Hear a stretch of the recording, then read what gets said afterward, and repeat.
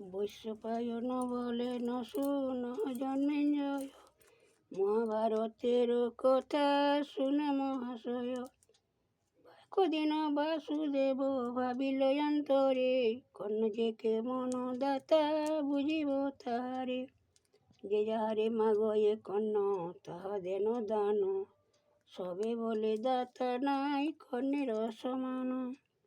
এই কথা মনে মনে ভাবি নারায়ণ, মায়া করি হইল এক বৃদ্ধ ব্রাহ্মণ। অতি বৃদ্ধ রূপ হইল দুই চক্ষু অন্ধ, কর্ণকে ছলিতে গেল প্রভু কৃষ্ণচন্দ্র।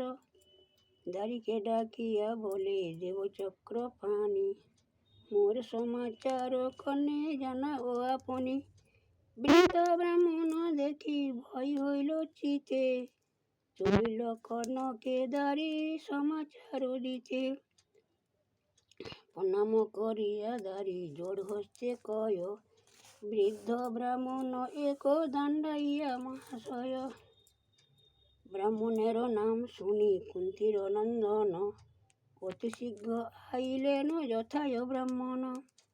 ব্রাহ্মণ দেখিয়া কর্ণ পরম সাদরে, গলায় বসন দিয়া দণ্ডবত করে। বসিতে আসন দিয়া জোড় হস্তে কয়, কোন কার্যে আগমন কিবা আজ্ঞা হয়। ব্রাহ্মণ বলেন কর্ণ কর অবধান, লোকমুখে শুনি তুমি বড় পুণ্যবান। কাল করিয়াছি আমি ব্রতী একাদশী, পালন করাহ মোরে আছি উপবাসী। আর এক আছে মোর মনের বাসনা, মাংস বিনা নাহি হয় ব্রতের পারনা।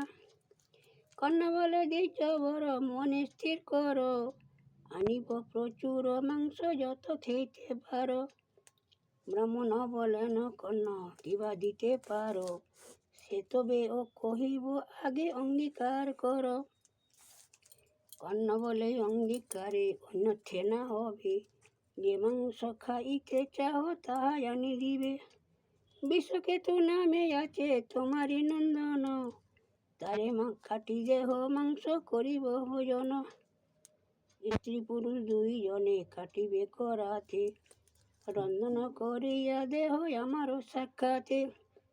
হাসিয়া কাটিবে পুত্র না হবে কাতর, কাতরে কাটিয়া দিলে ফিরে যাব ঘর।